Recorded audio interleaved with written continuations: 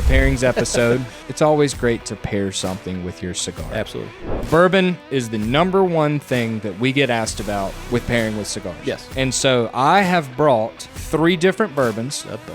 Where I think the coffee brought out a bit more of the spice, I feel like the white wine is bringing a little bit more of the creaminess to it. If you're out there and you're listening, and if you're a person who says, I love a glass of milk with a cigar, you're an insane person. So let's put that out there. Yeah, that's episode of the you podcast. Employ one of the milk people. Yeah, we do have one. Oh, that's a good call. He is a milk guy. Golly. Well, Ethan, the people have spoken. They've asked us to come back for a second episode. It feels good to feel wanted. It feels great to be wanted. Yeah. There's nothing better than being wanted. That's exactly right. Tell that to my wife. Yeah, please. mine too. Yeah. So we had a great time the first episode around. We had great response to it, great feedback from it. Over 3,000 views right now on YouTube right now. Seriously? Yeah. Over 3,000 views on YouTube right now. Are you kidding me? Uh-uh. I had no idea. Yeah. It's not just you watching it on repeat? It is not me watching it on repeat. I may have done that a couple times. Maybe 2,995 of them, but it's not all 3,000. That's awesome. You know? So that's awesome. We had a great time. We got to talk about some stuff, which is going to lead us into stuff today. So we're excited for this, but let's kick this thing off right. Let's get into our cigar. What do we got going today? Yeah, so today we are smoking the Perdomo Habano Maduro, or as they like to call it, the Perdomo Habano Bourbon Barrel Aged. And, you know, I always tell people in the humidor, this isn't a cigar that is going to taste like bourbon.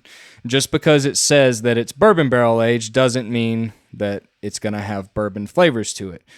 You very well know, since you've gone down to Perdomo and toured the facility before, that they actually age the wrapper leaf in bourbon barrels, and that's how they finish fermenting it. And in my opinion, it gives it maybe a little bit of oakiness, but it rounds out the flavors really well. It may add a little sweetness too, but you know, Perdomo's quality and flavor and everything they do is top notch. They are what we like to call a vertically integrated company. So they make everything. They grow their own tobacco. They make their own bands. They make their own boxes. And you may know the exact number, but over 3,000 people have a hand in making one cigar. Yeah, I don't know the exact amount of people, but I can tell you it's a lot of people. Yeah. And that's a trip that a lot of cigar lovers are never going to get to go on. Totally understand why.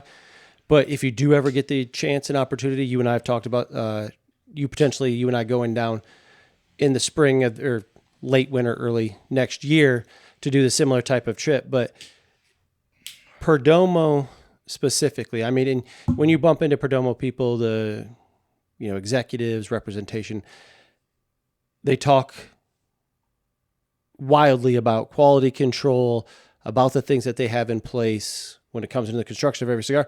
And it's true. I mean, we saw everything from fermentation and the aging barns, but when you get into the rolling rooms and the quality control and the redundancies that go in it to make sure that you're getting a quality cigar every time, it's incredible. You say this all the time in the shop. One of the things that Perdomo is known for is quality and consistency, right? Yep, absolutely. You know, they draw test every single cigar. If it doesn't pass the test on their draw machine, they get rid of it. Like they're not sacrificing production numbers or anything like that for the quality of their cigars. If it means they have less cigars to sell, then guess what? They have less cigars to sell because they want to make sure that every single Perdomo that gets sold performs well for people. And we saw cigars coming out of those rooms when they're doing the draw test, they're doing the next level of quality control.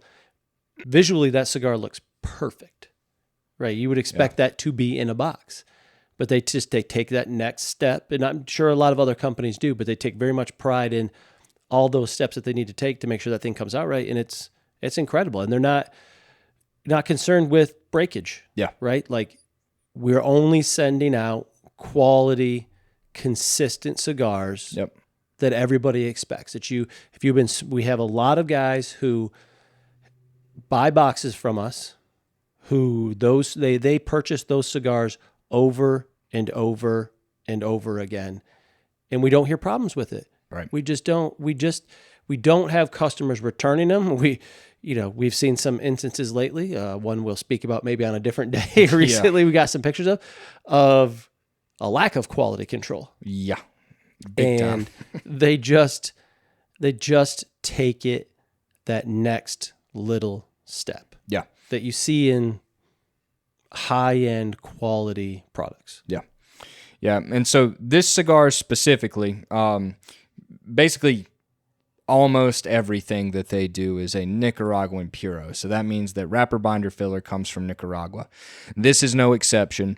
Like we said, they barrel age the wrapper leaf. This is Nicaraguan Habano wrapper that is fermented to Maduro. And it is an absolutely fantastic cigar. We're going to get notes of coffee, chocolate. There's some spice up front to it, medium full bodied cigar.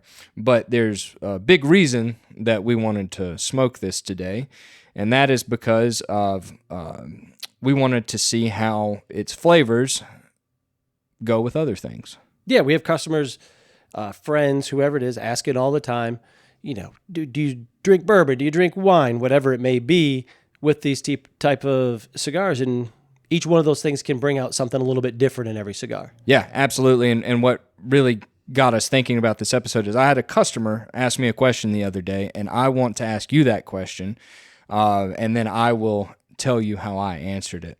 So someone came in and asked me, do they blend cigars for different seasons of the year? Oh, interesting. I would say no. Yep.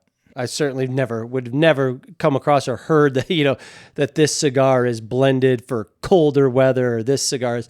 There are probably people who enjoy certain types of cigars in certain times of year. And that goes with a lot of things. I've got people in my life, friends who, I won't name names, Blake Blackwell, that will not drink red wine unless it's the wintertime.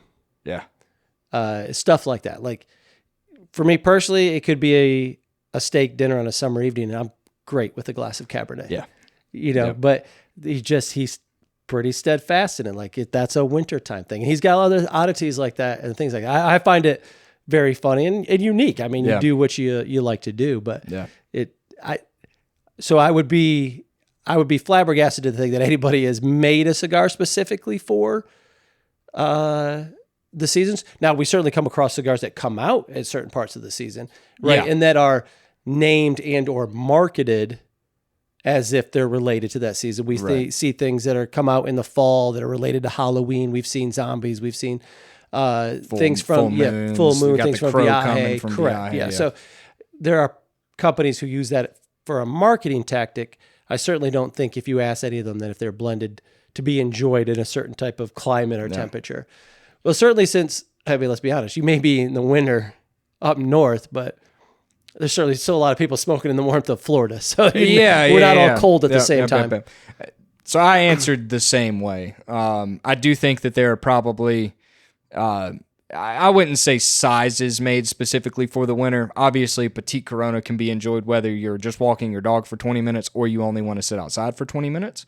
But I've talked to reps before that say that smaller cigars sell better during the wintertime up north and here, and we see it too. Yeah, I would buy that as a concept, right? If you don't have the luxury of smoking in your house, you maybe just got the garage because you're not, on the weekends, you're not near your cigar shop or whatever it may be. Obviously, we would encourage you to go enjoy the lounge at your local tobacconist and spend some money there. But obviously, people enjoy it the way they're going to. So, if you're looking to smoke a cigar and you're in northern Michigan and it's 12 degree high, you might be looking for something that wraps up a little bit quicker. Yeah.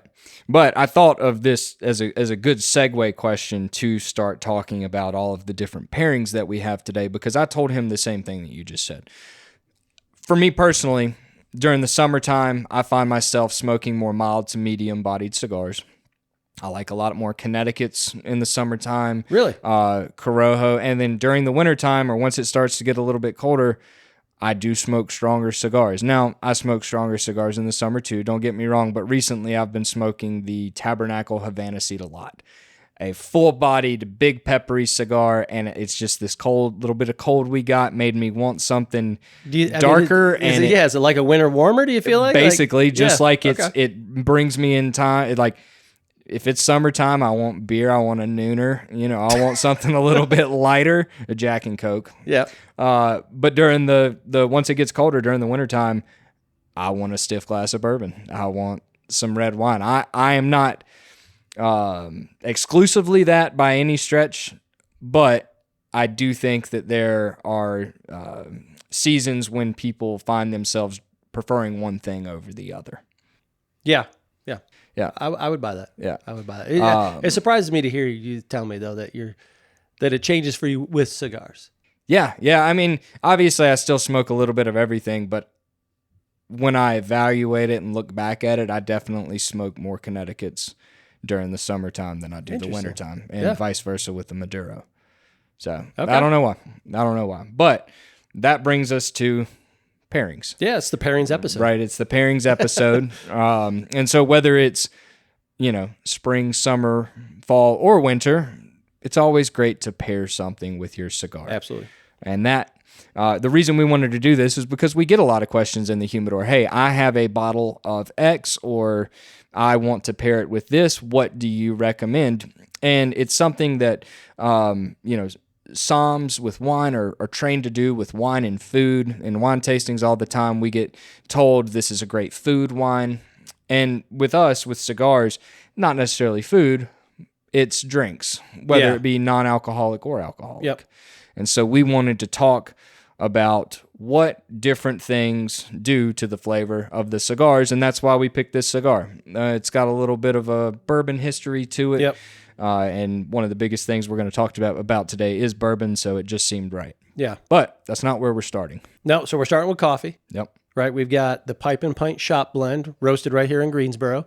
Probably, if not the number one, but one or two top sellers that we do in the shop. Medium roast, medium to dark roast, not quite dark, but definitely great daily driver.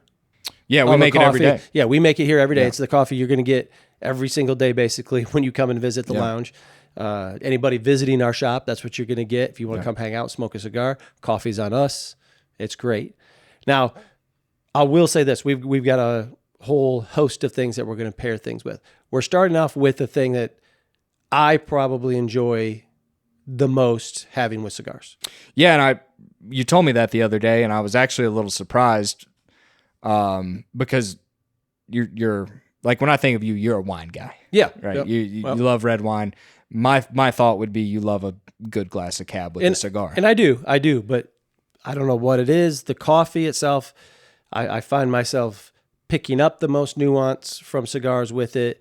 I think it probably goes to the fact, too, that I feel like it's okay to have it at any point in time of the day. That's fair. If it was 10 a.m. and I had a big glass of red wine, I feel like there may be some looks. We should talk to some of our wine reps about that. They certainly do not believe that. They do not mind coming in and making everybody taste wine at 10:15. We call them toothpaste tastings for anyone who has never been here and heard us talk about it. But yeah, so coffee. So I am a black coffee kind of guy. Yeah, I'm a 2-cream. 2-cream. Yep. And the thing about coffee and what I look for in pairing a cigar with coffee, or just finding a good cup of coffee in general, I love locally roasted stuff. Obviously, we work with one of the best here in Greensboro in Fortuna. But one thing that I look for is I don't like bitterness in my coffee. Absolutely not. Yeah. And that's the great thing about Shop Blend. It's not bitter.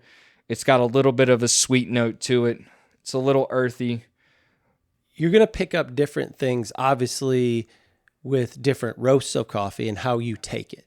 Yeah. So you and I might very well pick up different things or have things enhanced just based on the fact that I added cream to this coffee, that there's some dairy in it and that kind of thing. Yeah, so immediately when I took a sip of this coffee, I got a chocolate note. Mm-hmm. And that's not something I typically get out of this coffee. I do think that is from smoking this cigar. Yes. I think that flavor was on my palate, and the coffee was able to bring it out a little bit. There is a little bit of earthiness to it. Yep. The great thing about this coffee, in my opinion, is there is, and this can be used in a bad way, but it's not bad in this instance. It's almost there's a little bit of acidity on the side palate. Yeah. that cuts through the smoke enough to where you can still taste both of them, but the mid palate where you're really tasting the chocolate and coffee notes of the cigar is enhanced, and it sits on your palate for a long time, which I always find interesting. So the interesting thing for me is, and we'll see how this plays out with the other things, but with coffee and a cigar together, it almost enhances the flavor of the coffee for me. Yeah. More so than it does nuance with the cigar, if that makes sense. Because you're right. When you're having the cigar, you go right to the coffee. The coffee gets very chocolatey, relatively speaking, prior to it. Now, I do think the cigars that I more routinely smoke, when I'm having coffee, I feel like cigars that have a floral note to them have that brought out a lot in coffee. I don't know why that is, or if that certainly could just be my specific palate. I mean, everybody's a little different. I don't think any two people are the same when it comes to this stuff, but that's what I personally get from those things. Well, I think it also depends on the type of roast with the coffee, right? So a lighter roast coffee typically can have some floral notes to it. I think about our Ethiopian coffee that we have. It is a light roast. It's floral. I don't want to say it's citrusy, but it almost kind of has a little twang to it. And it's got some brighter berry notes, where this is much more, medium to dark roast. It is a blend. It's not coming from a single origin or anything like that. I drink a lot of Guatemalan. Guatemalan has a very chocolatey and almost honey-like note to it, in my opinion. Whereas this has that little bit of earth that the Guatemalan doesn't have. And we'll have roasts that are intentionally more bitter and flavored stuff. I mean, we sell caramel, we sell hazelnut. Can't forget Jingle Bell Java. We got Jingle Bell Java coming for all you fans out here next month. And we even have Drunken Bean, which is I don't want to say bourbon infused. I mean, that's not completely accurate. But they're using real bourbon. They're not using any kind of flavor, and I'm not 100% sure if they put it on they got to put it on after they roast it, I have to imagine. But I don't know how they do it. I don't know if they're just taking an Evan Williams bottle and spraying it on there or what. But it certainly tastes like bourbon. But my favorite time to smoke a cigar and drink a cup of coffee is on a brisk fall winter morning. Agreed. After I wake up, I put some sweats and a hoodie on, and I go outside while it's still nice and cool, and I smoke a cigar and I drink a cup of coffee, and I love it. And I will, we talked about smoking for the seasons, but smoking for the clock is real for me. So if I do have a cigar in the morning with a cup of coffee, it's 99 times out of 100 going to be very mild. Yeah. And it's probably going to be a Connecticut shade cigar. So it's funny you say that, because I listen, there's a cigar out there for everybody, and I never talk bad about sweet cap cigars, right? And we sell a ton of them. I do not smoke very many sweet cap cigars, but during the summertime when it's hot and I'm drinking a cup of coffee, I love smoking a Tabac Dolce with my coffee. And that is a cigar, and that type of cigar that will really, really bang off something like coffee. Yeah, and I mean, if you're sugar. Yeah, I mean, I drink my coffee black, and as I'm smoking it, it tastes like I'm drinking a vanilla latte. Like oh yeah, black coffee, that cigar, because of the flavoring on it and everything like that. I mean, it tastes like a vanilla latte, and I love it. Yeah, I'd be lying if I said I didn't. Yeah, I agree. You know what I mean? There's probably some people listening to this who are surprised to hear you. Yeah, that Ethan Bott smokes a flavored cigar. Listen, cigars are subjective, like we have said before, and we're going to say 1,000 times again probably. And for me and my palate, it just does something for me. I can't do it every day. Sometimes it's a little too much. Sometimes it's a little too sweet. But when it's hot in the summertime, I absolutely love it. And the other kind of coffee, and make a segue here, that I drink a lot of, that I don't think you drink a ton of, is cold brew. Yeah. And I'm going to move my mic real quick. Now, we don't have this open, but we wanted to talk about it real quick. Throw it up on the camera. There we go. There we go. There we go. If you're listening to this on Apple or Spotify or whatever and don't have the video, we have just released a brand new cold brew that we are making in store. Yeah, so this is, listen, we like doing things that not everybody else will do. And a lot of listen, we found this process to be quite easy. Yeah. This is not difficult. It's just one of those things we talk about all the time. Progress, not perfection. We just went ahead and did it. You and I talked about it one day. You were bringing your cold brew in that you make at home, enjoying it. And it was kind of one of those things like, man, we found good packaging. We made up some labels for it, and we just brewed it recently. We literally brewed it yesterday.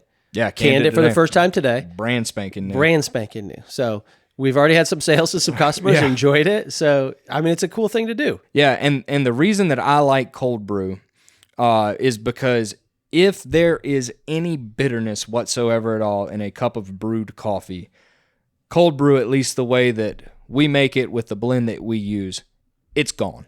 Yeah. There's no bitterness. There's not a lot of acidity either. The cold brew steeping method, and I'm sure there's some science behind it, whatever it does is it brings out, in my opinion, the sweetness of the coffee. Yeah. And I actually, funny enough, I like my hot coffee black. I like my cold brew with a little bit of cream. So that's what I was going to ask you, if you take your cold brew black, or if you I do. I put a little creamer in it. But the nice thing about it, like I was drinking some of ours that we made this morning, just straight off the tap, if you will, and it had a great sweetness, like we talked about, that lingered on the palate. And so if you're someone out there that doesn't like hot coffee or doesn't drink a lot of hot coffee, cold brew is a great option. You can jazz it up. You can obviously get some at your local Starbucks or come by your local Pipe and Pint. And do not go by your local Starbucks. Go by your local Pipe and Pint. Right. We ship Yeah. nationwide. Yeah, It may not last worldwide, but we ship nationwide, man. That's right. No free heads for Starbucks here. Come on now. So cold brew's great, and it would go great with a cigar. So interestingly enough, this will kind of come full circle a little bit. Very much something if you're the person who doesn't drink coffee in the summertime. Mm-hmm. If hot weather and hot coffee turn you off, doesn't me. No. I enjoy the cold brew, and since you turned me on to cold brew, I've been having it exponentially more often than I ever did before, and really do enjoy it. Yeah, and it hits good when it's hot outside and you got a big one over ice, man. But if you were that person, like we were talking about earlier, it's got to be cold in the morning or whatever it is for you to have hot coffee. Man, that cold brew.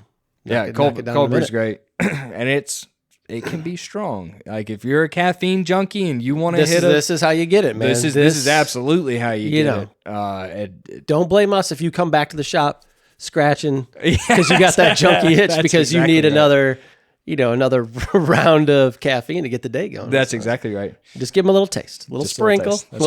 First taste is free. First taste is free. After that, we got the hook in you, man. Yeah, and before we move on to alcoholic pairings, the one thing I wanted to bring up that you may not know is the one other thing that I used to pair cigars with that I absolutely love that we don't have here tonight is root beer. So I was going to ask you about that maybe just when we were talking about the alcoholic stuff. Yeah. And I can't tell you the last time I had a root beer. Yeah. I love root beer. It was for me as a kid, root beer was the gateway drug for me. It absolutely to Dr. was. Pepper. I was on Dr. Pepper for a long time, buddy. It was a lot of them. Yeah. And now I've toned it back to where it's, a few a week, and I don't buy it for home anymore. It's like if I'm going to, let's say if I go to McDonald's, I'm grabbing a Dr. Pepper. This is what it is. But the root beer was the gateway drug. Yeah. But no caffeine in root beer. So once I got off and onto something else, but you get a lot of flavor notes out of root beer, right? You some are more vanilla than others. Some have a little bit of caramel kind of touch to them. But listen, I have very fond memories growing up, sitting on my mom and dad's back deck, drinking an IBC root beer out of a bottle, smoking a cigar. So is that on the top? I mean, is IBC the top of the pyramid? Root beer and people is a legitimate thing. Yeah. I know. A&W, Mug, IBC, Boylston, like there's all sorts of boutique root beer brands out there. One of One of our beer companies, Abita has a root beer, right? Yeah, very popular, but very good one, if I remember. Yeah, very popular. Yeah. I don't know why IBC. It's just what I honestly. Actually, I do know why IBC. Let's not kid ourselves here. I grew up in a very conservative household. My folks drank alcohol, but not a lot or anything like that. And when I was under the age of 21, I liked thinking that I had a beer. Yeah, because it came in the glass bottle. It came in the glass, just brown bottle, and it just did it for me on a cold day with pops, man. Yeah, my mom and dad are judging me right now if they're listening to this. No, they've been listen, brother. I've met them both. They're judging you for a while now. That's fair. But yeah, no, I don't know why. And you know, the IBC, like you said, the vanilla, the anise, those notes and cigars just did it for me. They went really well together. And so I wanted to say that now because we do have plenty of customers that smoke cigars and don't drink for whatever reason it may be, and there's absolutely no judgment from us whatsoever at all, and never will be. Yeah, and listen, we could spend all night here going through every different style of drink that we could go through to. Yeah. You know, there's going to be somebody who loves cigars with tea. Yeah. With a glass of Coke or Diet Coke or whatever it is. So, yeah, kind of like we circling back to last week's episode, whatever you like and helps your enjoyment of smoking a cigar is what you should do. Yeah. So our hope in this is just to kind of, lay some groundwork of some good pairings of what's... absolutely. And obviously we're going to be talking a lot about alcohol here. So if you're someone who doesn't drink, we hope you keep, listening and whatnot, but we want to give you I wanted to give you a couple different options outside of just coffee. Like you said, tea's great, root beer's great, Boylan's cream soda for anybody local. Larry used to have them in the fridge here, and they were absolutely fantastic. Hey, shout out to my Verner's people. That's exactly right. The Rock and Rye. Or Rock and Rye. By Fago Rock and Rye, some Red Pop, or some Verner's ginger soda, as they like to call it. Yeah. Listen. The only thing I would say is that if you're out there and you're listening, and if you're a person who says, I love a glass of milk with a cigar, you're an insane person. So let's put that out there. Yeah, that's crazy talk. Glass of milk people are, I'm not going to say it. I don't need the milk people coming after us in their second episode of the podcast. You employ one of the milk people. Yeah, we do have one. Yo, that's a good call. He is a milk guy. Golly. He's absolutely, his whole family are milk people. Huge milk people. Brags about being milk people. Yeah, I don't need the milk coalition coming after us. We'll be good. We'll be good. All right, so what do we think? First alcohol we want to go to, I think, is wine probably, right? Absolutely. Work our way up to the surprises that you have later on in the thing. We'll talk about that later. Okay. So we're going to do two different styles of wine. We're going to do a red and a white. We got a Chardonnay, and we've got a Cab. Yep. What do you want to go with first? I think we need to do the Chardonnay first, and let's go ahead and put them up on our barrel up here. Yep. But I want to talk about this real quick because I have told people in the humidor before that white wine and cigars do not pair well together. And I stand by that to a degree. And in the context that I was talking to them about it, I don't take that statement back. But white wine is very dependent on style when it comes to, and type of cigar that you're smoking for it to be a good pairing, in my opinion. So I would say, and you could tell me I'm crazy or agree or disagree, there is a larger breadth of range between one style of white wine on one end to the other end than there is in red wine. Would you agree or disagree? I think so. I think the big thing that white wine, I think the thing that comes out in white wine more than it does in red wine is the acid. Yes. Yeah. Because when I say I don't like white wine with cigars, I don't like a very acidic Sauvignon Blanc or Pinot Grigio that is just going to be, like I had one today and it almost had the acidity of like a Sour Patch Kid. And the wine was fantastic, but when I'm smoking a cigar, I'm not looking for that flavor profile. That's right. And so this wine we picked today is one that bucks the trend, if you will. I think anytime that you're pairing a white wine with a cigar, you have to go with something like a Chardonnay. Yeah. And the reason being is because Chardonnays are going to be usually oaked a little bit more.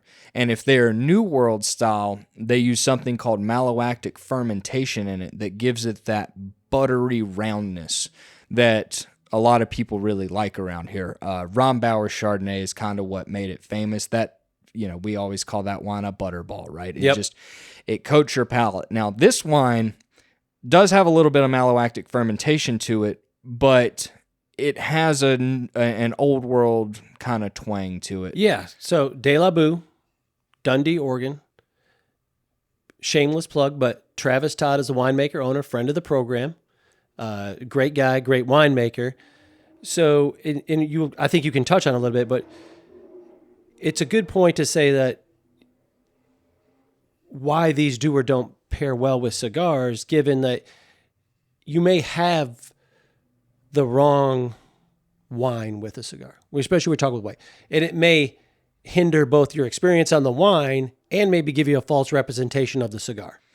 Yeah. Do you know what I mean? Yeah, absolutely. And I'll be honest with you, I'm sitting here thinking, this is the one thing that we have to drink tonight that I genuinely don't know how it's going to go with this cigar. Now, if there was any white wine that we sell in there that's going to go well with it, it's going to be something like this, like I just said. But I'm excited to try it because the one thing I will say with Chardonnay is that French Chardonnay, or Chablis, as they call it, is very different than American New Age Chardonnay. Chablis is very minerally. It has a great minerality to it. It's got more acid to it. You're going to get more bright fruit to it. Whereas New Age Chardonnays or American Chardonnays, especially in California, although this is in Oregon, they see more oak. Yep. They have more malolactic fermentation. They have a bigger mouthfeel. That acid is cut back a little bit. And that's what I would be, like I said, what I'm looking for when I'm looking to just drink a white wine with a cigar. And normally, if I am pairing a cigar with a white wine, I'm going Connecticut. Yeah. I like the floral, the citrus, especially in Dominican tobacco with an Ecuadorian Connecticut wrapper. I think about the Arturo Fuente, the Chateau Fuente. It's floral, it's citrusy, it's cedary, it's got a little white pepper, and it plays very well with the flavor notes of white wine. And that's what I would say is if what you have is a bottle of white wine and you were poking through your humidor to see what you got, if you knew of a Connecticut shade or a milder Habano or something like that you knew had some floral action to it, I think that immediately is probably going to give you an upper level experience with the white wine. Yeah, but I will say this. I just took a sip and then puffed the cigar, and there's two things that jump out at me very quickly. The oakiness from the cigar and the wine play very well together. Yeah, absolutely. There's actually three things. The creaminess of the cigar on the mid palate is great. And then I actually get a little bit of nuttiness up front from the smoke. And that is not something I normally taste in this cigar. Yeah. So, while I would, you could describe this as a creamy cigar, very much so did it mellow it into that kind of creamy version of it almost immediately, to be honest with you. Yeah. I'm genuinely surprised. Actually, like, this is two very different opposite ends of the spectrum, but and already a really very good. different vibe than with the coffee. Mm-hmm. Where I think the coffee brought out a bit of more of the spice. I feel like the white wine is bringing a little bit more of the creaminess to it. And I do get the nuttiness you're talking to. Now, I do think that Perdomo, in description of this particular cigar, describes it as a bit nutty. Do they? Yeah. Yeah. Right. I mean, I think it's right on the box. Okay. Don't fact check that. I may just have told a complete total lie right on the podcast. But. Either way, Perdomo's tobacco oftentimes does have a nuttiness to it, but this is not a cigar where that nuttiness comes out as much as, say, like one of their sun-grown wrapper. Yeah, sun-grown, you would get more of it for sure. Yeah. Really good. I'm like, I'm genuinely surprised. And again, this is a fantastic Chardonnay. It's a great representation of Chardonnay. Yeah, it's really good. I think the big thing to remember here, though, for anyone that is looking to pair a cigar with some white wine, is this is what you're looking for if you're smoking something a little bit darker. Yep. If you want something a little bit lighter, you can get your Sauvignon Blanc, you can get your Pinot Gris, you can get your whatever, and smoke something Dominican with it, because I would keep it mild, right? Keep it mellow, keep it mild, keep it lighter, because like you said, I don't think any of us would go run to the white wine aisle to pair it up with a cigar under normal circumstances. And get the wrong bottle paired up, you could get the wrong representation. So, but if you're careful with it, listen, again, shameless plug, our tobacconists, yourself included, are great wine guys. So you know how to help that person in store to pair those things together if that's what they're looking for. Yeah, and one day we may do a full-on wine episode, take a little break from cigars sometime down the road, because we obviously sell a lot of wine and can talk about a lot of wine. But with that being said, cigars and wine are not different. Not that different anyways. Not that different at all. It's leaves, berries, it's terroir, it's the way it's fermented, it's the way it's aged, it's, like I said, the region that it grows in. They have very, very, very striking similarities. And the similarities don't stop just at the overall kind of way that they're produced and everything like that. They generally, and I don't know, this is not going to be, the same for everybody, but we see a lot of times that a certain type of cigar smoker correlates to a certain type of wine drinker. Yeah. Okay. Usually the customer who comes in who smokes big, bold, strong cigars has a tendency to gravitate and enjoy big, bold, red wines. Yeah. Cabernets, it serves to their palate. It's what they enjoy. And I think I don't think you would find the person who smokes light shade Connecticut cigars all the time that their absolute favorite wine is the biggest, boldest, most extracted red wine that you can find. Yeah. I think generally those things that's not always, and I'm not saying that's always the case, but I do think if you find yourself drinking a certain type of wine all the time that you really enjoy, or smoking a cigar of a certain type that you really enjoy, you can be put in a wine or a cigar, vice versa, that I think matches up your palate. Yeah. Like if somebody came to you and said, listen, I love this wine. This is what I drink all the time. I want to have, I want to get into cigars a little bit. What do you think? I think you could take that information and potentially put them in a cigar, at least to start, that matches that type of palate. So funny enough, I did this. Oh, really? Not too terribly long ago. Listen, this was not a setup or a bit. I did not know that. Yeah. With a wine rep. Okay. This wine rep really liked more French style wine, and wanted something a little bit lighter. They didn't like sweet wine though, but they didn't like the bitterness and pepper that tobacco had to offer. But like I said, there's a cigar out there for everybody. Yeah. So initially we tried a JFR Connecticut. While a very great, mild, traditional cigar, it does have a touch of spice from the Nicaraguan tobacco. Yep, different representation of a Connecticut than maybe most Connecticut smokers are used to.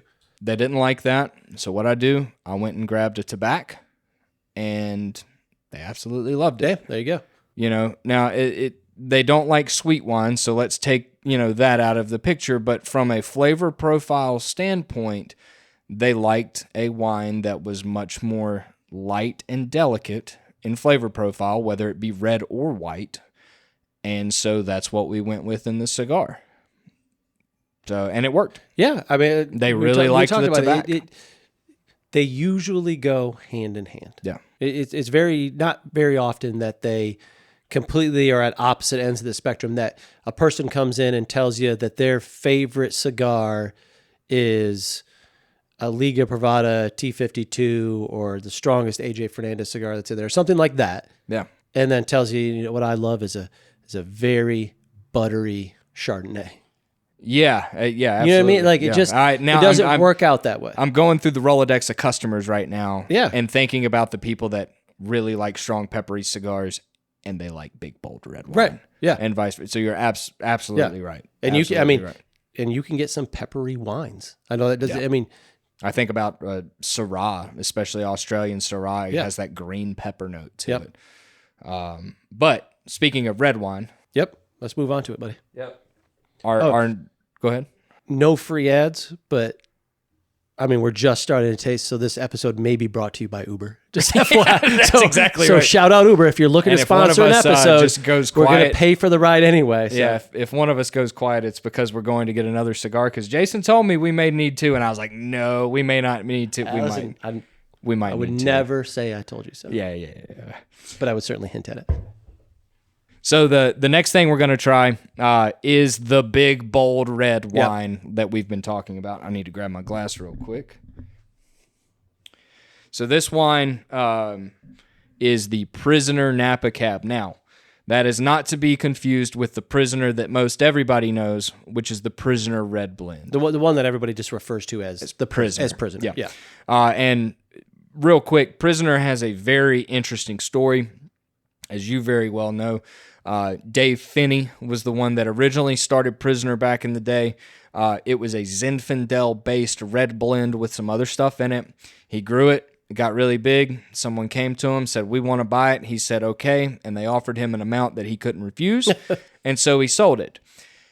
And anytime that happens, there's always a concern. That's the dream, by the way. Yeah, it's absolute Spotify if you're listening. Yeah. That's the dream. Yeah. Anytime that happens, there's always a concern if quality is going to go down. Yep. And in my opinion, it didn't. Now, Dave Finney has gone on his own path. He has started another wine company called Orange Swift. We love their wines, but that's not what we're talking about tonight. And we're not even talking about the Prisoner Red Blend. We're talking about the Prisoner Napa Valley Cab.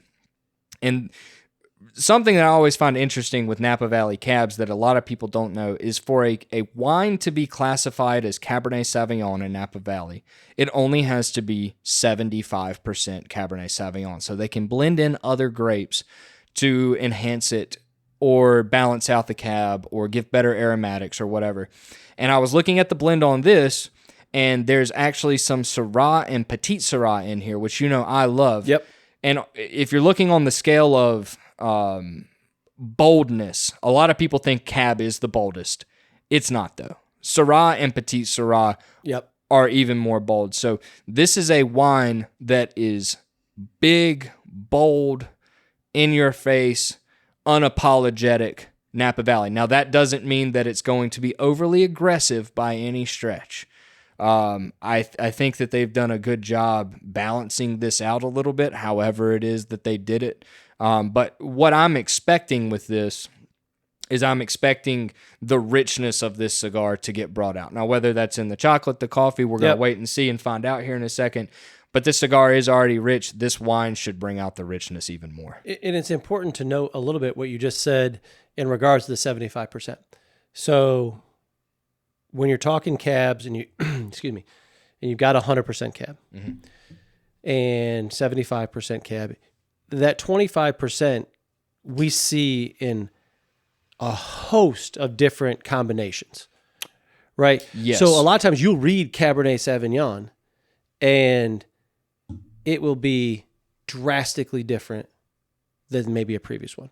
As you know, like if I'm having a cab that's 75% cab and of that 25%, it's heavy in Merlot, that's not my favorite way to have it. I'm with you. I like the Cab Franc and the Petite Syrah and everything like that.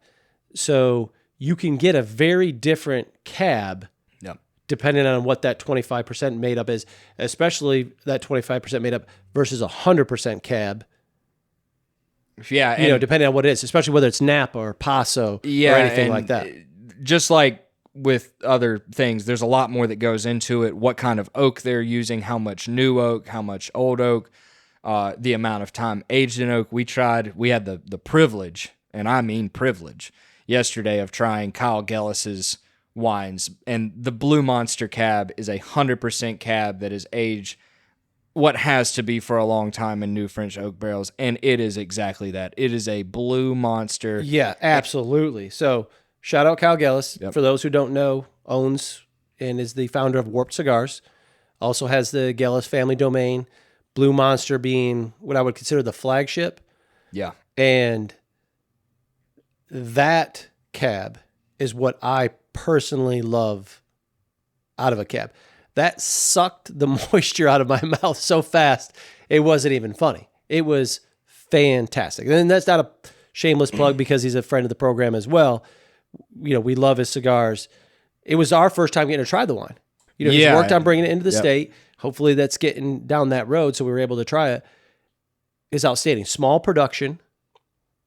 And hopefully in the near future you'll be able to get it from us here in the store. You'll be able to get it on the website if you're not here in the state of North Carolina. But one of the best cabs I personally have had in a while. Oh, absolutely. I mean, I loved it. Absolutely. Honestly, it's probably my favorite wine I've had this year, and we've tried some really good wines this year. Oh, absolutely. But that bottle of wine is retail somewhere around $300. Yeah. This is much less. Much less. Much less. And still produces a great wine. Yes, absolutely. I mentioned earlier the Syrah and the Petite Syrah are going to make this a little bit bigger, and that's the first thing that I notice. The dryness of it, and dryness is funny. You know, there's a lot of wine terms out there that don't make a lot of sense. Dryness is just the lack of sugar in the wine, right? Shout out Wine Wanker on Instagram, because that guy's, first of all, you should go look at his Instagram. He's hilarious. Check out Wine Wanker. But he has a great video talking about all of the silly different terms that the wine world has come up with. So when we say dry and the way that it's sucking our mouth dry, you know, it's the way that the tannins are integrated. The cab is there. It's juicy. You get a little bit of tobacco out of the wine. You get some great cassis, a lot of dark fruit, maybe a little smoke, but I've never gotten that before. So that may be coming from the pairing of the wine and the cigar. It's 100% pairing. This is a wine I've had many times. It's a good seller here. It's one everybody knows. The first thing I noticed was this smokiness. And I don't mean smokiness as in just like I've had some smoke in my mouth. Oh, it's like barbecue. It's like smoked meat. Yes, agreed. And it's really good. I mean, it's really good. And if you're someone that likes big, bold red wine, this is fantastic, because I will say this about Prisoner, the red blend. Mm-hmm. It's a little sweet for my taste. It is me too. Yes. Not that it's bad. No. Not that it's even a sweet wine. The sugar content. Yeah, the sugar content is higher in it. The alcohol might be a little higher in it. I'm not sure, but Zinfandel oftentimes has a little bit higher alcohol because of the sugars. And that's by design. Yeah. I mean, that is how they want that to come out. It's very appealing to consumer to have it with that level of sweetness. It's just like cigars, right? Yeah. We sell a ton of sweet cigars, correct, and while we do not smoke a lot of them ourselves, a lot of people like that. Just like that wine rep who didn't like the bitterness and the pepper of the tobacco, that little bit of sweetness did it for them, and they found out that they liked cigars that day. And that's how a lot of red wine is. Like, we like the bone-sucking, dry red wine, but there are a lot of people out there who don't. Now, I will say, unlike white wine, I would not smoke a mild cigar with any wine like this. No. You would not taste it. It's just going to overpower everything. Yeah, and that's one of the reasons we picked this cigar. It's a great Nicaraguan cigar. It's a medium, full-bodied cigar. We knew that the flavors of this cigar would be able to stand up to what we were pairing it with. And that's what you're looking for when you're trying to pair a cigar with red wine. You want something fuller-bodied. Typically, I recommend Nicaraguan, although I'm sure a Plasencia, like 149 or 151 with kind of the exotic spices, or an Aladino, especially Corojo Reserva, kind of the exotic baker spices that you get out of that Honduran tobacco. I bet that would go really well with this. I'm sure it'd probably bring out some kind of like cinnamon kind of note to it. But those are the kind of cigars that you're looking for when you're talking about pairing with a big, bold red wine. Now, what we don't have in here is Pinot Noir. We don't have Merlot. We don't have Malbec. So there's a broad end of the Zin, Syrah. Yeah, there's a big spectrum yes. with red wine. And one thing I will say to anyone that may not like Cab, that really likes Pinots, right? A Pinot is a lighter, more delicate grape and wine, and that because of that, you can pair a lighter, more delicate cigar with it. Yeah. And again, we're talking about this all going hand in hand, right? These are two products that are very similar. Construction, quality, the whole 9 yards. They very much mirror themselves in how they're done. Yeah. How they're enjoyed, the whole 9 yards. Yeah, absolutely. But Prisoner Napa Cab, if you haven't had it, man, it's good. Like I said, it's bigger. It pairs really well with this Perdomo. Exactly how we kind of thought it would. Like, this isn't a shock to me. The smokiness was, but it's just great. That is my biggest takeaway is the smokiness from it. It's literally like having some burnt ends or something like that. That integrated smoke flavor is really brought out in that way. Frankly, that's the first time I think I've had that with a cigar. Yeah, it is. And I do drink that quite often. So yeah. It's funny. I like wine and a cigar, and will certainly have it. But typically, I do like wine at dinner. So I'm always surprised when I'm smoking a cigar with some wine that I've had before and am familiar with, the different things that it can bring out. yeah. Now, one thing that I have had a lot with cigars is bourbon. Oh, boy. And for those of you who don't know, Jason is not a bourbon guy. First of all, hold on. Let's set this very clear from the get-go. Yeah. Okay? And I don't care if this makes anybody listening to this podcast or watching this podcast, shout out, hit that subscribe button, right? Cringe. A bourbon and ginger is my drink. Yeah. If I'm going to the bar, I'm going out. If I'm just generally making a cocktail at home, bourbon and ginger is my drink. Yeah. But you and our other guys, shout out to Milk Guy and Opus on the golf course guy. Yeah. You know who you are. You didn't appreciate that last shout out. He's getting one again. Okay. You guys are bourbon guys, like a lot of our customers are, right? You guys, the same way you seek out very specific cigars, you want to seek out very specific bourbons. Yeah. So this is going to be interesting for me because, like I said, bourbon ginger is my drink. I don't drink bourbon neat. Yep.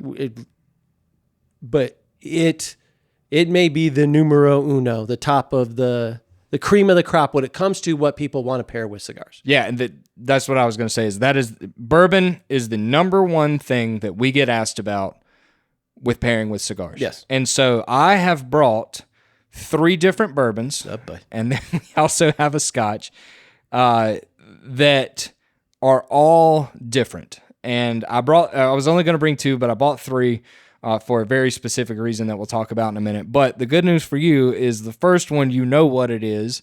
You've had it before, and you like it. I do enjoy it. Assuming we're talking about what you're about to bring out, which is Eagle Rare. Yeah, it is. Brand new bottle of Eagle Rare. Wine off here. Brand new bottle of Eagle Rare. Do you want to pour them up, or would you like me to? No, you pour it up. Okay. I don't dare do it incorrectly. All right. Well, give me a second to... Yeah, you're fine. And when we're talking about bourbon, again, so bourbon's going to very much be like the wine spectrum, right? There is a whole host of different things. Oh, that's a healthy pour right there. Hey, don't you tell me what is or isn't, okay, buddy? Yeah. Bourbon is very much so just like wine. There's a big spectrum to it, and that is why I brought 3 different bourbons. And I guess I should have left that bottle on the barrel. Leave note to anybody listening that our customers know, but the folks who maybe ought to say no, we don't sell any liquor in store, unfortunately. Boy, it'd be a problem if we did. It would be a huge problem with employment if we sold liquor in store, but that's state-controlled ABC stores. But yeah. So a few reasons I wanted to bring this. Number one, it's familiar. Everybody who drinks bourbon knows what Eagle Rare is. It's still a little hard to find around here, but it's getting easier to find.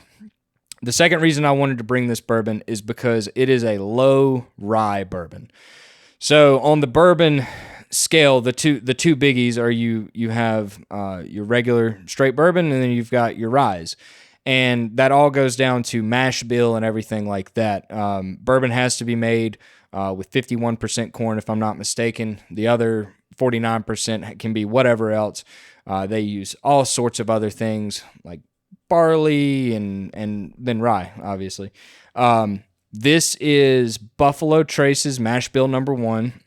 It is a very low rye bourbon, and it has a great sweetness to it, which is one of the reasons that I think that you really like it. It's not, as you like to say. It's spicy. It's so spicy, man. Yeah, I left my cigar over here. Let me grab it real quick. But it's got a great sweetness to it. It does have good oak. It's a 10-year-old bourbon, so you're going to get great color on it. You're going to get the oak influence. This and this cigar should be made for each other. I mean, again, I'm going to say this. I'm not a bourbon file. Yeah. That makes sense. But you can immediately smell the sweetness on it. Yeah. Okay. And I think that's why a lot of people like Buffalo Trace's products. They do have some higher rye mash bills, but their bourbon is very approachable. Yeah. Now, it's hard to find, as you've heard us talk about before. It's the most sought after bourbon on the market overall. But it is really good for what it is. And anyone that's had Eagle Rare before should know what they're going to get. It's consistent, just like Perdomo is. Like it's again, similarities, right? You see Perdomo on a box, you know it's going to be consistent and the quality's going to be there. You see Buffalo Trace on a bottle, you know it's consistent and the quality's going to be there. So again, we're talking about another product like the wine that very much is like cigars. Mm-hmm. We obviously know that they almost, go hand in hand, but quality control, time, aging of things, it's a very similar process, a very similar way that the people who are involved in it are going to take when trying to make something that's of good quality, right? They have the end result in mind when they're starting at the beginning. Yeah. They're not just hoping it goes one direction. Yep. They're working in their mind for what they ultimately would like this to be and going from there. And just like wine and just like cigars. And I'm not stalling. No, I know you're not. They have to let Father Time and Mother Nature take their course. Yeah. There's only so much that they can do in the process to make sure that it goes correctly, but ultimately it's left up to time and nature. Yep. So, cheers. Cheers to you, buddy.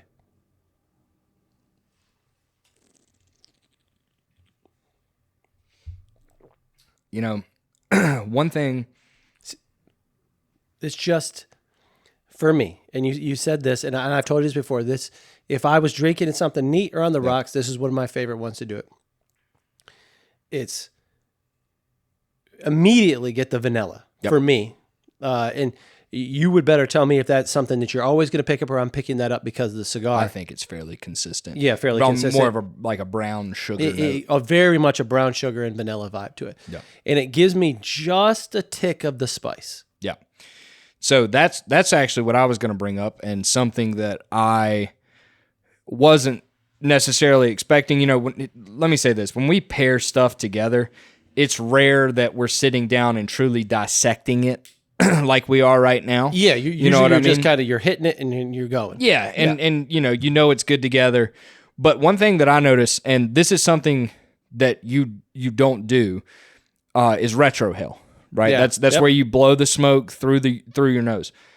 When I took a sip of this and let it sit in my mouth for a second and drank it, that little bit of spice was kind of in my nostrils a little bit, but so was the vanilla. So when I took a puff of this cigar, put it in my mouth, and then retrohaled it through my nose, the retrohale was noticeably sweeter. Okay. It had a very much of that burnt brown sugar note to it. The chocolate was a little bit more prevalent. It wasn't just all black pepper. It was much more pronounced on the retrohale, which I'll be honest with you, I wasn't expecting that. Interesting. So, genuine question that I don't know the answer to. You're at home, hanging out in the back, watching football on a Sunday, and you pour a glass of bourbon. Are you on the rocks or are you neat? Oh, I'm neat. Okay. Yeah, and honestly, that's very much so personal preference. If you ask any Irishman or Scottishman how you should drink your whiskey, no E in whiskey, by the way. That's just with whiskey with just a Y. It's with a splash of water, because the water helps the ethanol alcohol open up a little bit. It allows it to open. I, just like with my wine, like the big mouthfeel that drinking bourbon neat has. If it's like if I put ice in it and it gets watered down, it just doesn't quite do it for me. And I also don't like my bourbon cold. So splash of water I can deal with. Like if I'm drinking some higher proof bourbons like Booker's or some Elijah Craig barrel proofs, every once in a blue moon, I'll put a couple drops of water in it just to see how it opens up a little bit. And sometimes it really does help. But I'm a neat guy to answer your question. Do you feel like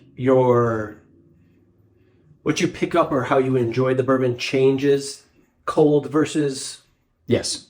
room temperature? I mean, a bit like wine, right? Like if you have your red kind of right off of cellar temperature, it tastes, to me, much differently than if you had let it sit out, let it breathe a little bit and everything. Bourbon, when it's cold, in my opinion, just like red wine, when it's cold, becomes muted. Yeah. And that's why I don't like it. I'm okay with a splash of water occasionally. I don't like an ice cube unless I'm having a cocktail.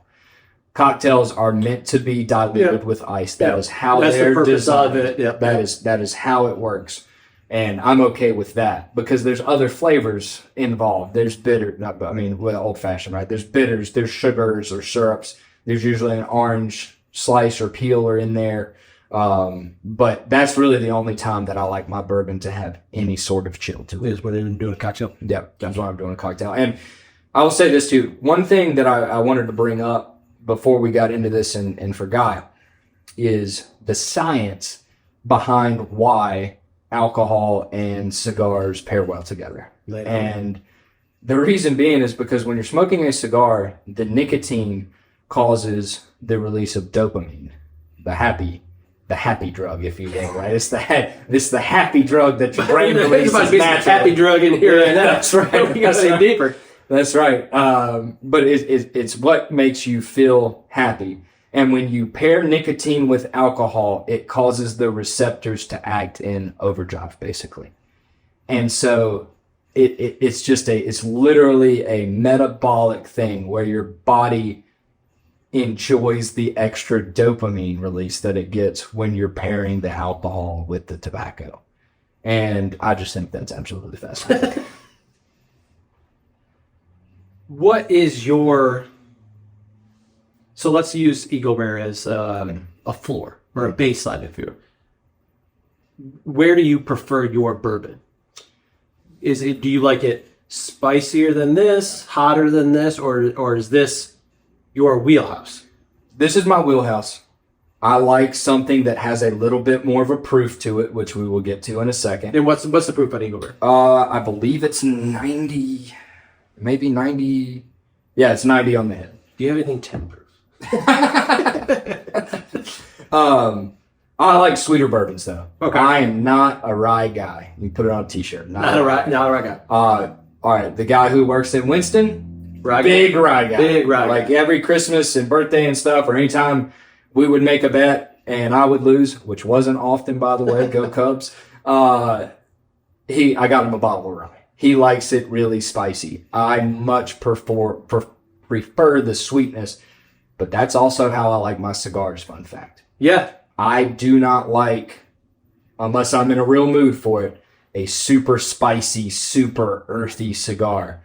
I prefer Corojo. I prefer Connecticut Broadleaf. I prefer things that have a natural sweetness to them over something like Criollo that has a natural spiciness to it.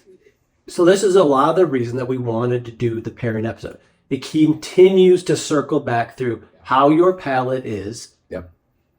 across the board. Yep. Wine, the bourbon, even the soda, into your cigars. Yeah. And let's be honest here. You don't like really strong, full-bodied, spicy cigars. You'll smoke them, I'll smoke it, but that is not my preference. Correct. which is, in my opinion, one of the reasons why you don't really like bourbon. Yeah. It's that spiciness, it's the aggressiveness, it's the in-your-face aspect of it, and the strength too, right? That's off-putting. Yep. And I poke fun of you, but because of it sometimes. But there's nothing. There's nothing wrong with it. It's supposed to be a safe space. I'm supposed to be able to genuinely talk to you about how I feel about this stuff, and in front of 3,000 viewers, Oh man. you're calling me a baby. I mean, Well, we'll see how you handle this next bourbon. I knew Eagle Rare was coming. You knew I liked Eagle Yep. Rare. Okay. All right, so I'm gonna grab the next prefer one. Eagle Rare as you're grabbing this one. I prefer Eagle Rare with the burners. Again, shout out my burners people out there. So I'm very interested to see how we escalate this thing up for reasons for you to embarrass me in front of people.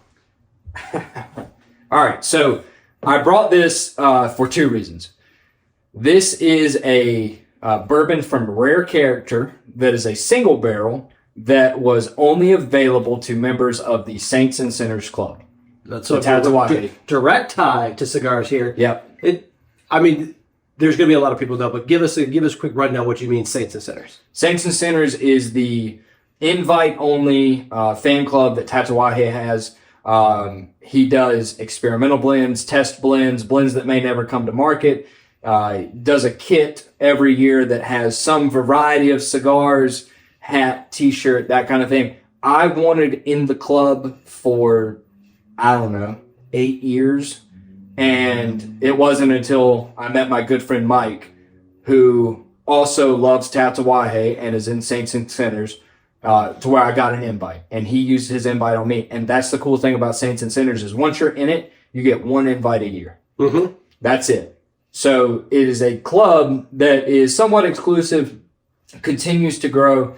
But Pete, you get to try some cool stuff from the mind of Pete Johnson and Factories of My Father. And they do other fun stuff like this, like barrel picks. Because for those of you who don't know, Pete loves bourbon and Pete also loves wine. And I'm going to, before we try it, I'm going to shout out Pete Johnson real quick. So last podcast, we talked about it. We were doing the raffle, still are, entire month of October for the Wolfman cigars. All the proceeds for every raffle we sell is going to the Western North Carolina chapter of the American Red Cross. We tagged Pete and we talked to him about what we were doing, wanted to make sure it was okay and everything like that. And not only was he okay with it, went out of his way to donate another numbered box of cigars for us to give away. So if you're listening to this, it'll still be in the month of October. You still have time. But now there'll be 2 numbered boxes we're giving away in that raffle. And I can tell you right now, since the last time we talked about this, the response to us doing that has been, we have great customers. Yep. Okay? We know that. We have customers who are interactive, participate in our events, participate in our raffles and everything like that. We've got people from all over the country purchasing these raffle tickets through the website. The response has been fantastic. So we're going to be able to give a good donation to help people who genuinely need it in that area of our state who were directly affected. So shout out Pete for doing that second box. We really appreciate it. And then shout out to every customer who's bought stuff already. It's awesome.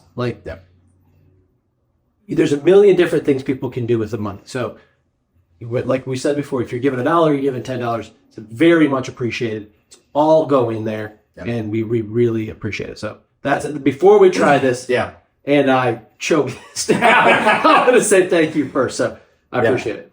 So one of the other reasons I wanted to bring this bourbon is because there has been an influx of these types of bourbon on the market since COVID, because there's What do you mean when you said these types of bourbon? So that's what I was going to say. So these types of bourbons are what I call sourced bourbons. Okay. So Buffalo Trace has their own distillate. They distill it there. They barrel it there. They age it there. They oversee the whole process.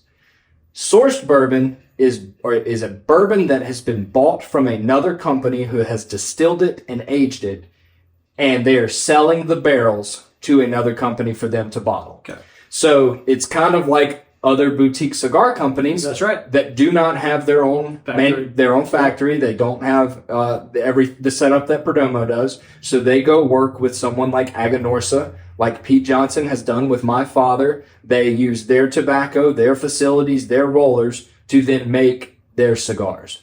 They have the oversight of what it tastes like, of what they want it to be, of what they want their cigar to turn out like, but they're not the ones that are actually making it and distilling it.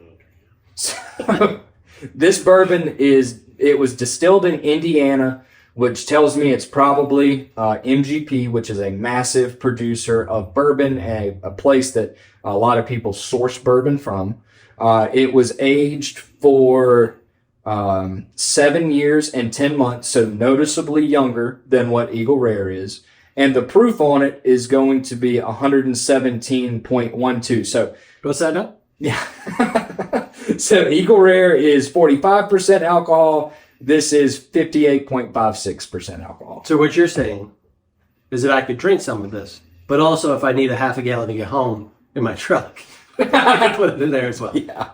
Gotcha. But the reason I like this bourbon is because the higher the alcohol is, in my opinion, it gives it more of a viscosity on the palate, and it brings out more of the flavors across your palate. And I don't know what the blend on this is. I don't know if this is more of a rye heavy blend. It, to me, is a sweeter bourbon. It's not super spicy from the mash bill itself. It may be a little spicy from the alcohol. But it's not a rye that's going to be super spicy on purpose. Okay. I do get, again, we're doing it for tasting episode, so I'm smelling it as if I would smell wine as well. Right off the bat, you know the proof is higher. Yeah. You can feel it in your nose. Yeah. Okay. That concerns me. All right, we're going to give this a try.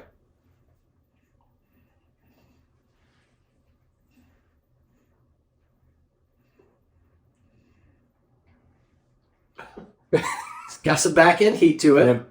So, the proof, the alcohol content immediately shows itself. Not in a bad way. Yeah. I like this. I enjoy this. Definitely more spice to it. Yeah. Again, this is going to be a novice to an expert.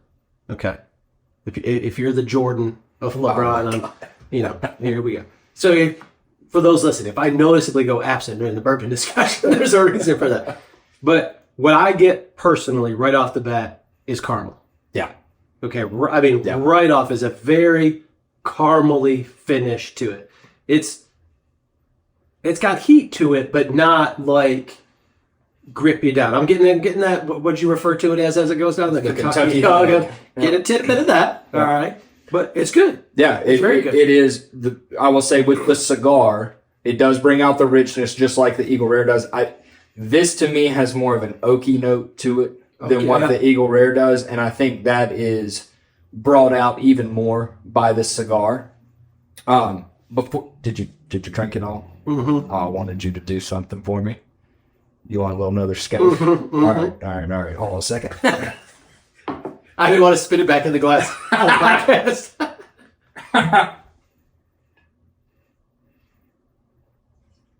All right. So, I know there are a lot of people out there who don't like high proof bourbon. And you're missing out on some really great bourbons because of the proof.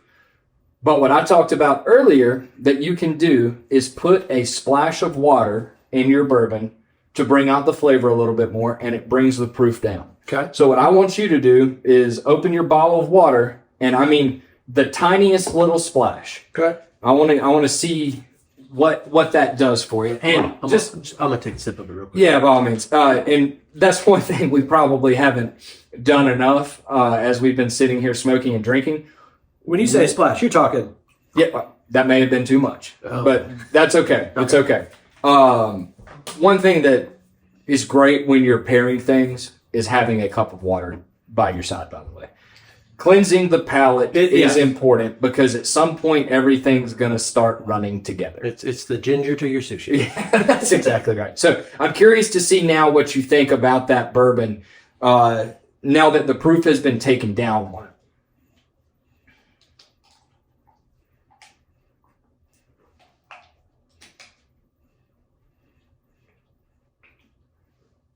So what I would say, immediately upon drinking, Yep. it elevates the caramel, Yep. in my opinion, a little bit. Now, that could be the cigar or whatever it is, but drastically takes down the spice. Yeah. Like, almost like shut the lights out. Yep. And like you said, I may have splashed a little too much in there, but so that's interesting. I mean, so this is what I was talking about earlier with the Irish guys and the Scottish guys. Like when you go, I've never been, but from what I've been told, is when you go to an Irish pub or a pub in Scotland, they have a glass jug of water sitting on the end of the bar, and it's not for you to drink. It's for putting in your whiskey. okay. It's to put a splash of water in your whiskey to help bring out the flavors and proof it down a little bit. Because let's be honest here, if you and I sat here and had another 2 glasses of this, we'd be Ubering home. Like, it'd be game over. Shout out Uber. That's exactly right. Gonna need you in That 45 minutes. That's exactly right. But when you put the water in it, it brings out some of the more flavors, just like pairing it with the cigar, right? It helps enhance it. It helps bring things out. It helps cut back on the alcohol, obviously, and it cuts back on that little bit of spiciness. Yeah. And I'm not sure if that's something you'd ever done before, and that's why I wanted you to try it. It's not. And admittedly, I'm not, like I said, what my cocktail is versus what I, drinking it neat is just not what I do. Yeah. It just never has been. Man's man is One thing that anybody should know is that Milk Guy can put them down, and when you're drinking with Milk Guy, sometimes you need to put a little water into bourbon to either keep up with him or slow him down. One of the two, whichever. Milk Guy don't care. No, that's just a fact. Shut up. Obviously, Milk Guy don't care. Milk Guy's Milk your Guy. That's right. That's right. All right, so now that we've done that experiment, I have one more type of bourbon tonight, and this bourbon is my other favorite kind of bourbon, and that is a barrel-finished bourbon. And one of the reasons I wanted to bring it is because the influence that other types of spirits can have on bourbon is always fascinating. But two, just like a bourbon barrel can affect tobacco, so can another barrel affect a bottle or a distillate of bourbon. Interesting you brought that up. So what, honest opinion, I don't know that I personally can tell a difference. But what do you, when you see companies who age tobacco in the bourbon barrels, what do you think that benefit to that is? So the only one that I've ever noticed a real difference in. I'll get this closer. Okay, thank you. I appreciate that. The only ones I've ever noticed a real difference in were the Camacho barrel aged cigars, and they don't make those anymore. Right. They did the Nicaraguan rum barrel aged. They did the bourbon barrel aged. They had the American whiskey one. I think that was a while ago, but to me, it brought out the sweetness. Now, if you ask Nick Perdomo that, I am sure that there is some science behind why they do it. I personally don't know what that is.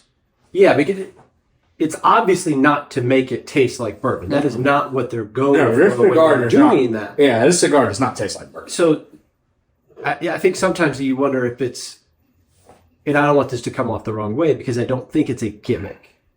I think, to be fair, I think some people can use it as a gimmick. Yeah. Right? I don't think Perdomo uses it as a gimmick. Perdomo's been doing it from the jump. Yeah. To my knowledge, unless somebody, Yeah, let's talk about the Buffalo Trace cigar real quick. So that is my What really number one grinds pet peeve. my gears. Grinds your gears. That's right. Yeah. All right, go. The Buffalo Trace cigar is not aged in Buffalo Trace barrel. That's right.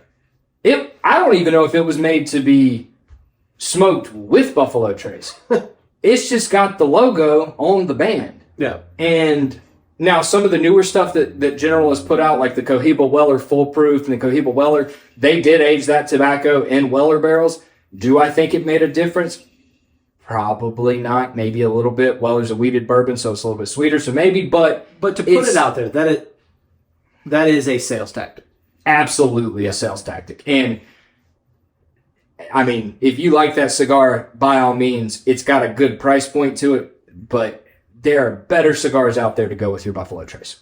Yeah. I personally think. We've had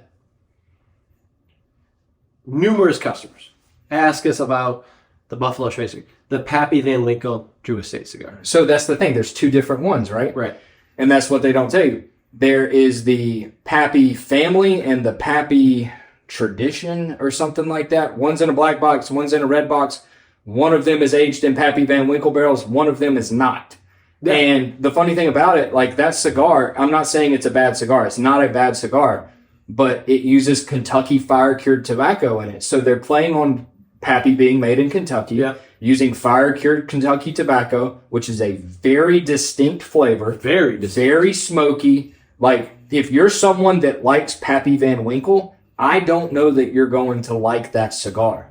Because the cigar doesn't taste like Pappy. I'm not sure they could be any different. No. Any more different. No. And, I mean, that is not what I think the average bourbon drinker thinks that is going to be. Yeah. But the marketing of it suggests, and I'm not just saying that because that's my personal belief, we have customers who ask about bourbon cigars. And really the only one that is out there consistently that I can think of off the top of my head is the Ted's Bourbon cigar. Yeah.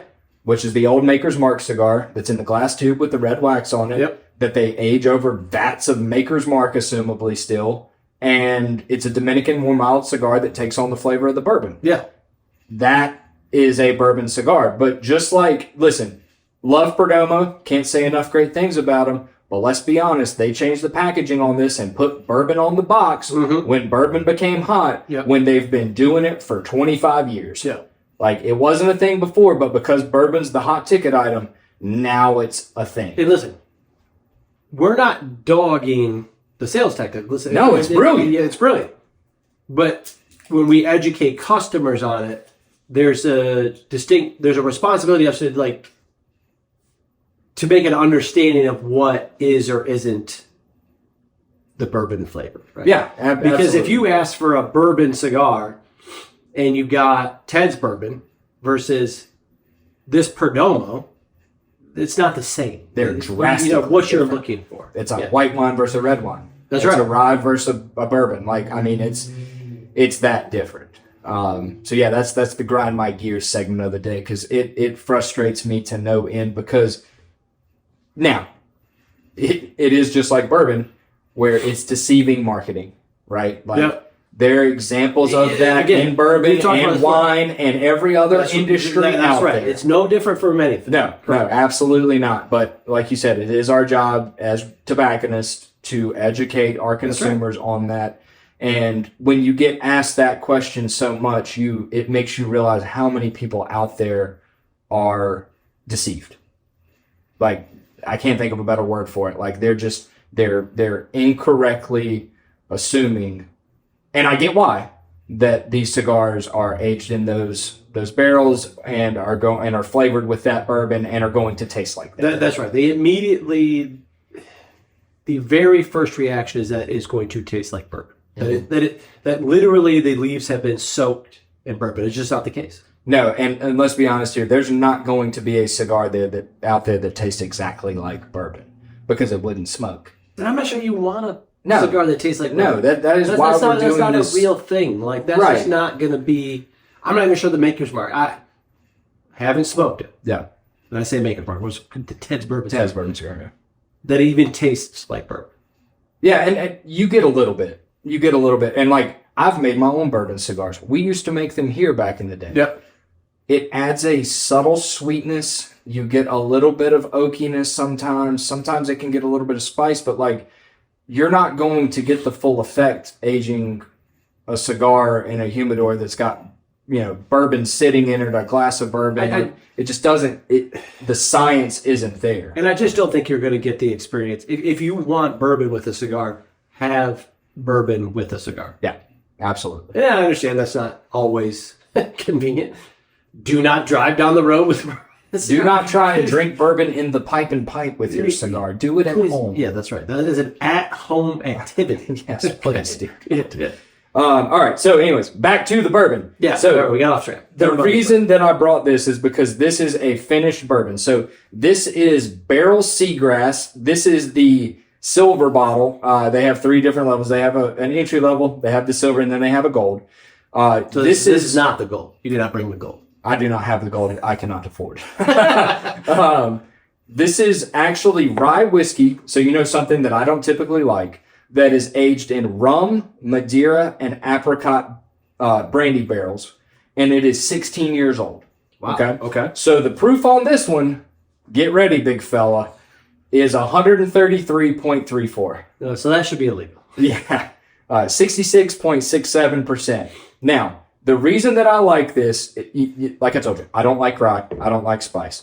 But the combination of barrel aging that they have done brings out the sweetness in it, and it adds some characteristics to this bourbon that you don't typically see. So what I would tell you, try it initially with your cigar. Let me know what you think. But then put a little splash of water in it, because I've done the splash of water in this before, and the flavors that got brought out, I won't tell you what I thought they were. I want you to try it. Okay. Were fantastic. All right. Like you're laughing at it.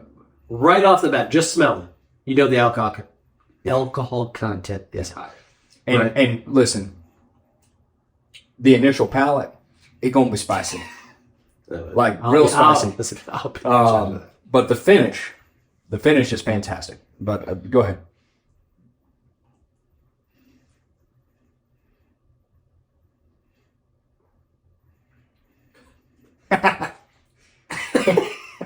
Your bourbon's gone bad. It's not your bourbon has spoiled. I was going to tell you this, but wow. Spicy. But it's the spices from... all right, so the spice, I don't mean to interrupt. No, go ahead. But we're going to go back to something that happened to you and I. Yeah. Your birthday. Yeah. You gave me, tell me the bourbon that it was.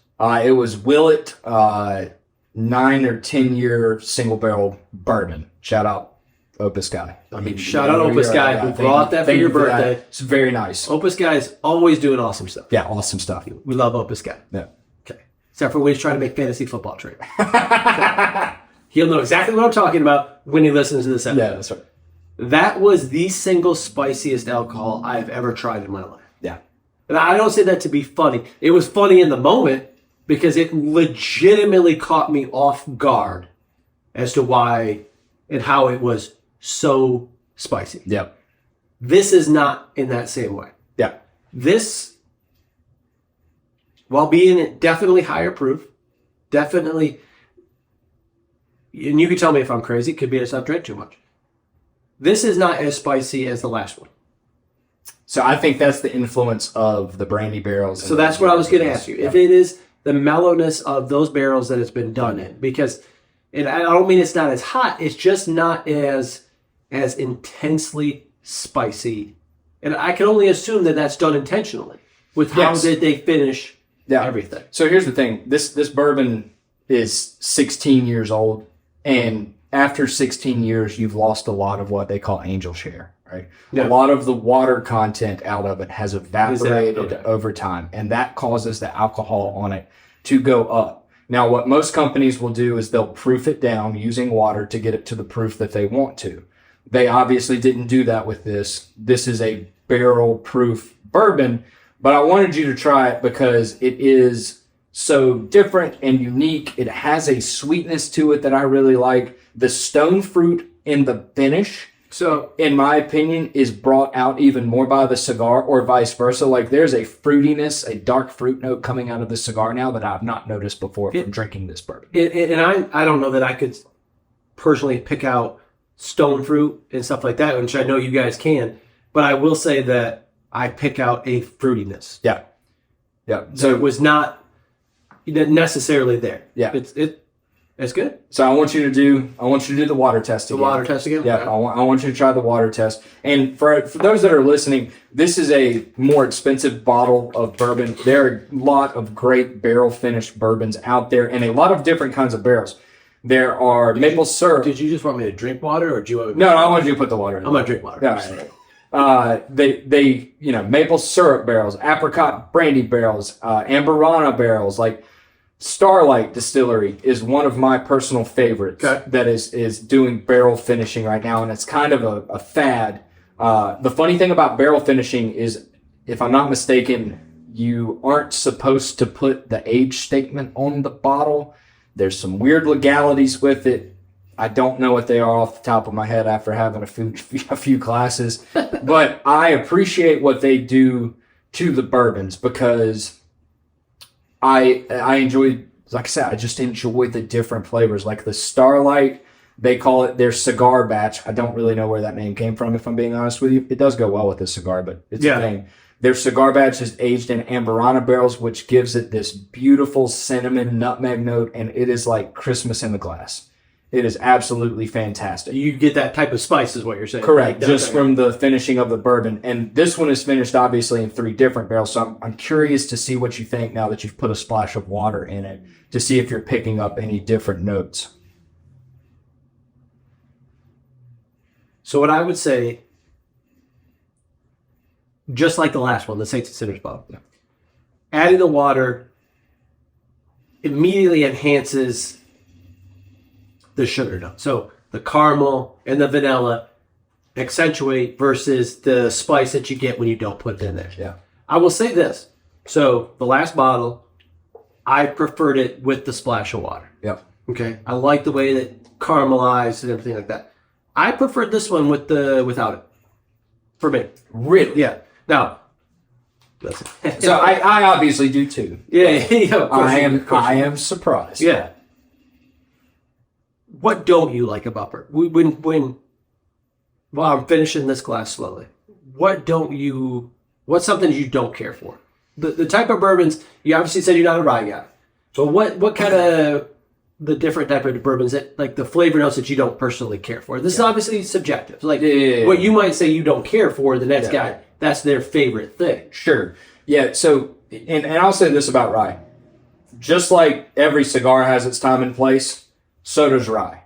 I don't prefer rye neat, but I will drink it, and I've had some really good ryes thanks to the guy in Winston who has basically made me try them. Had some really good ones, enjoyed the spice. What I don't like in bourbon is young bourbon. So young bourbon is going to taste like one of two things. It is going to either taste like moonshine, because that's basically what it is, that's been in a barrel for a year or two, or it's going to be incredibly bitter. It's going to be incredibly acidic. It is going to almost have a rancid note to it. And that goes the same for really old bourbon. So bourbon has to be aged in new American oak barrels, right? So like they can't call that bourbon technically because it's been aged in other types of barrels. When you put go ahead. I don't mean to interrupt you. This bottle particularly, they cannot call it bourbon. Any finished bourbon technically can't be called bourbon because a bourbon has to be only aged in new American. So what do they barrels. refer to it as? A whiskey. An American whiskey? Yeah, American okay, whiskey. Now, most of us, still call them bourbon. Like, we don't really care. That's just that is literally a legal thing by definition. But the problem with really old bourbon that is not done well is that eventually all you taste is oak. Right. So one that, and this may be a little divisive, that I've had that I did not care for was Elijah Craig 18.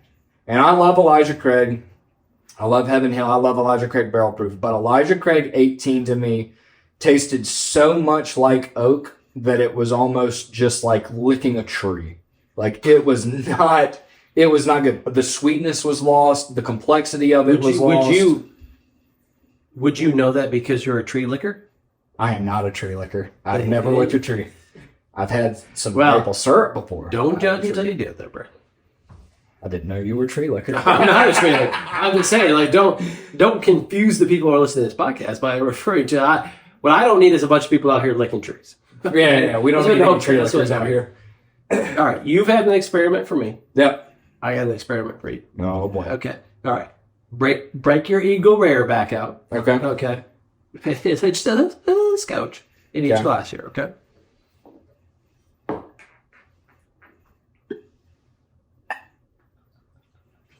Yeah. You put it all I mean, I'm really looking at now. All right, there we go. That's enough. All right, it's not burners. Okay.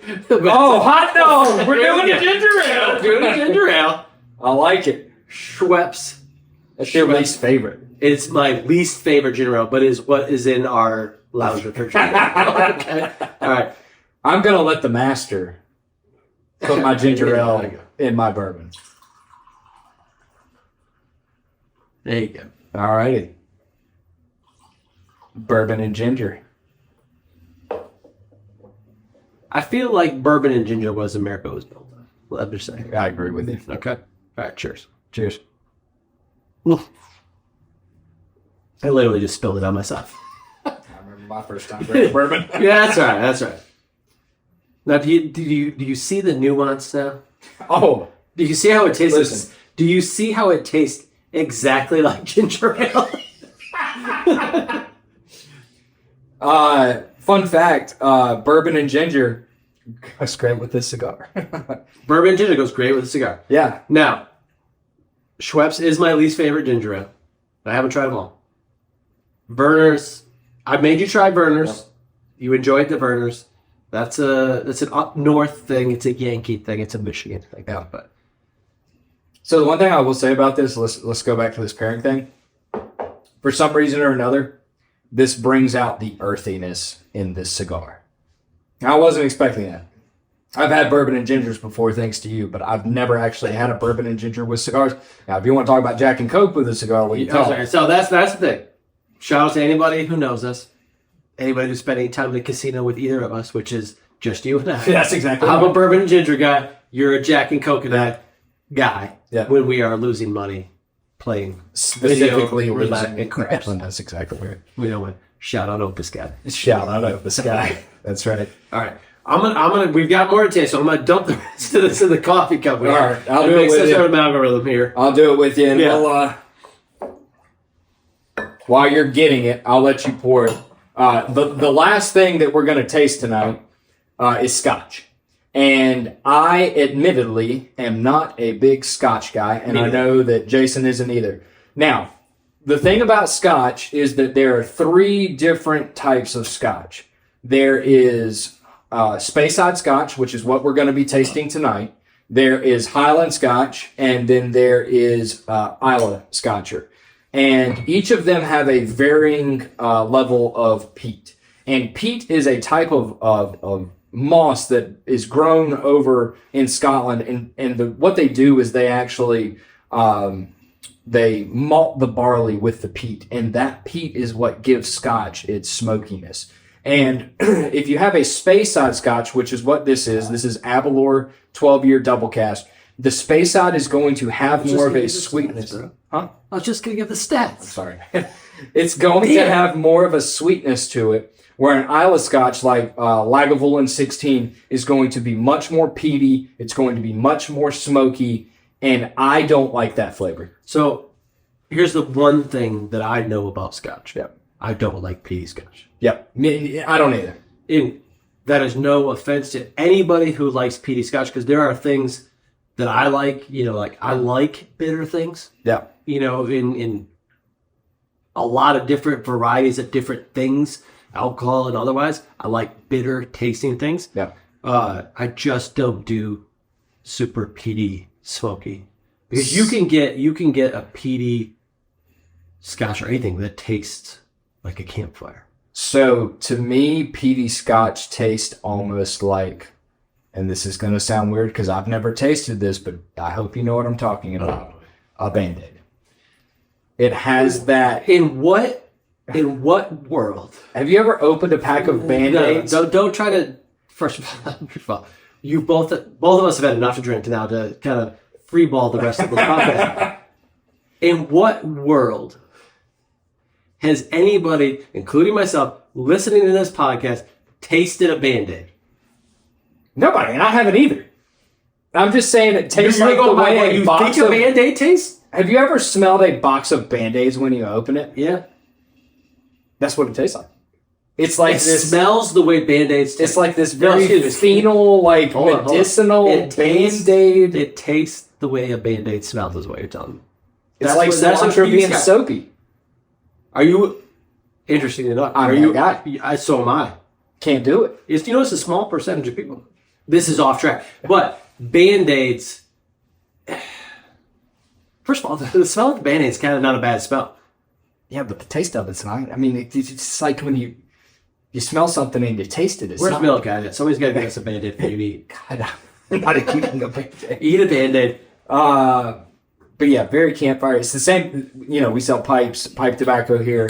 It's like Latakia in pipe tobacco. It's very smoky, very campfire, very medicinal is my point with the Band-Aid. Oh, again, we're coming back full circle, right?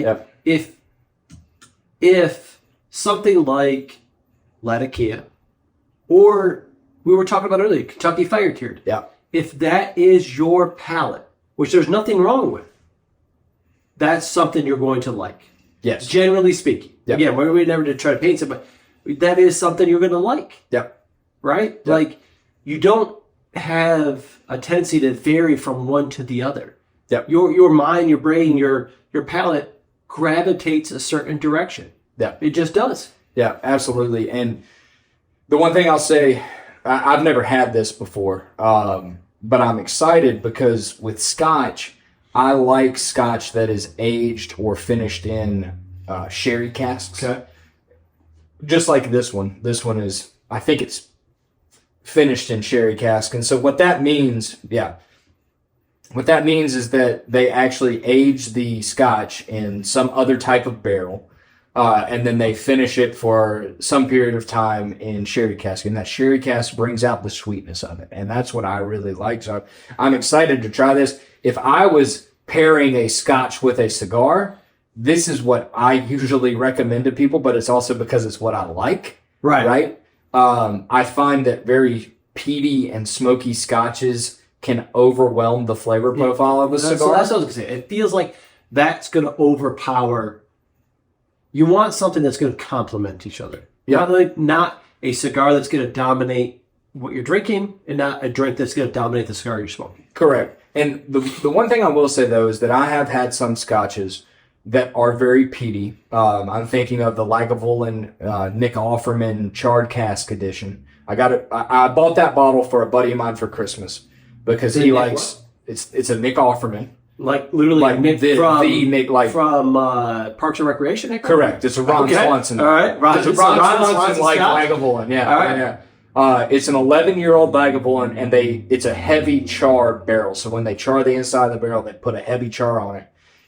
I don't like that typically, but I have a friend who likes that, and I bought it for him for Christmas, and we opened it up and tried it, and it almost had this like sweet candied bacon note. Interesting.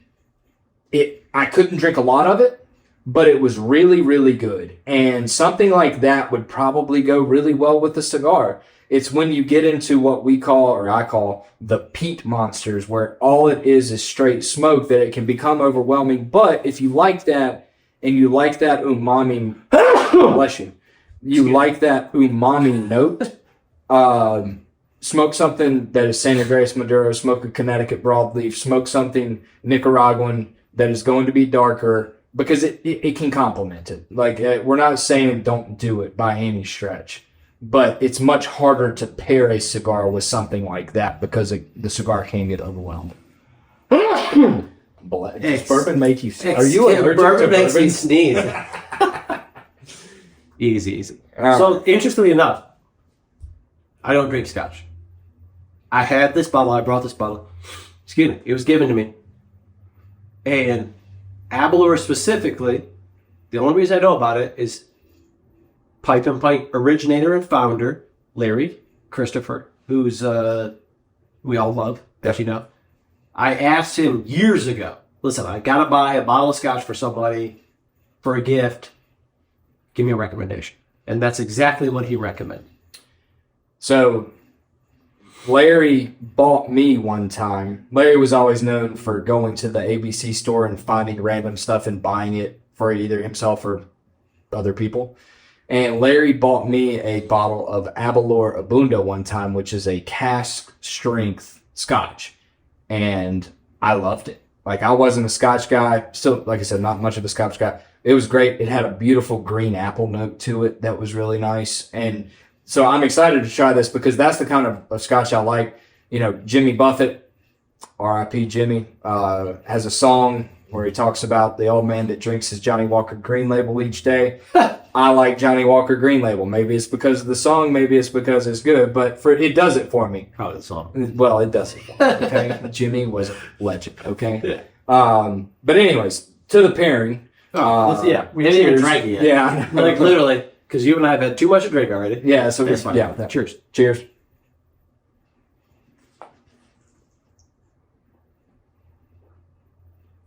So a little smoky. So one thing I do when I'm drinking, much more smoky than any of the bourbons. Yeah. Right?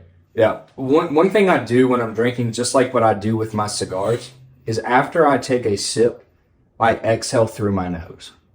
Because it brings out some different flavors. And yes, it's smoky on the palate, but when you breathe through your nose after taking a sip before exhaling through your mouth, you really get the smokiness in your nose. And so I'm curious, I'm going to do this back to back real quick, of what this is going to taste like after, and then retrohaling a cigar. So I'm going to do that real quick.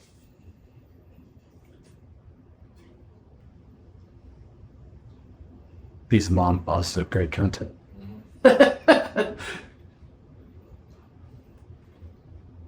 So interestingly enough, doing that, there was a slight floral note on the retrohale. It's definitely more floral, just even from the start, than any of the bourbons. Less spicy, more smoky, but more floral than any of the bourbons that we tried. Yeah, incredibly floral. I'm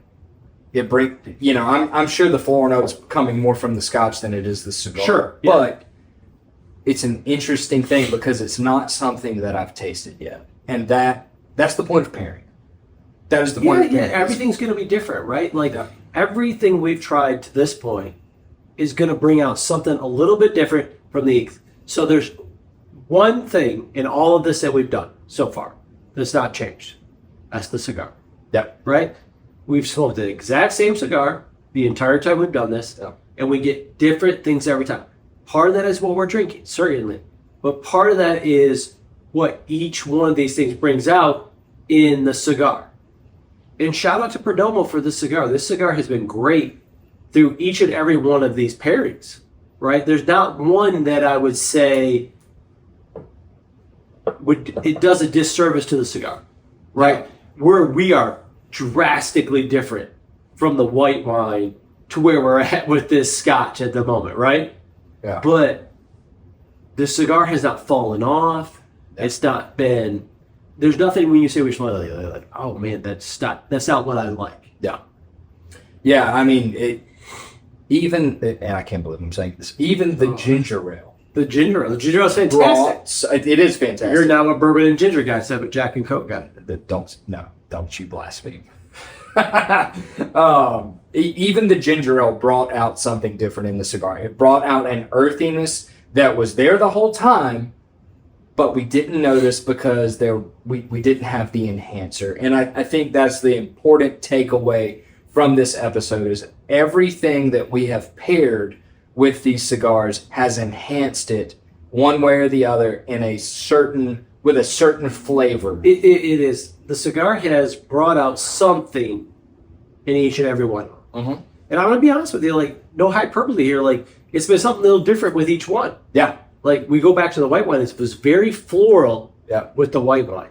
And it gets very thick as we've moved up, right? Yep. It's gotten more caramely, more spicy as we've gone up. Now, part of that is each respective spirit that's going up, but the cigar enhances each and every one of those.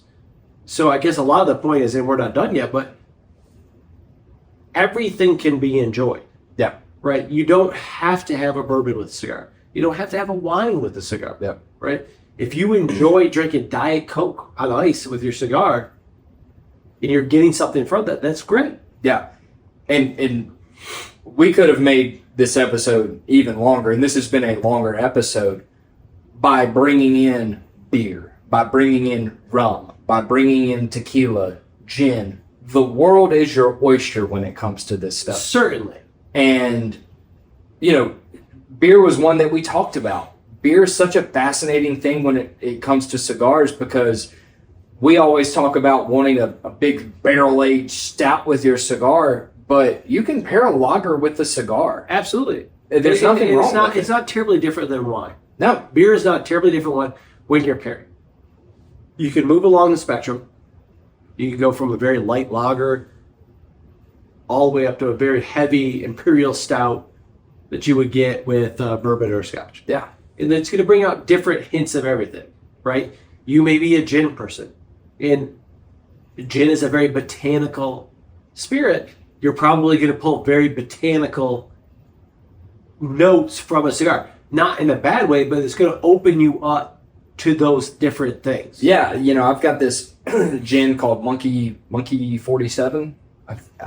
Listen, what you do at home is... Anyways, it's a gin that has 47 different botanicals with it, and this has me interested to smoke a Plasencia 151 with that gin, because that gin, and so the Plasencia has all these different exotic spices with it, and I'd just be curious to see what else gets brought out from that gin that has 47 different botanicals. Like, the point being is the world is your oyster. You know, the Cuban people, if we want to talk Cuba real quick, Cuban people drink rum with their cigars. Havana Club rum, the rum of Cuba, Absolutely. is, first of all, fantastic. It's better than cigars. We'll talk about that in another episode. But the sweetness of it and everything, just, it's absolutely fantastic. And there's a lot of great American rums, Barbados, Jamaican.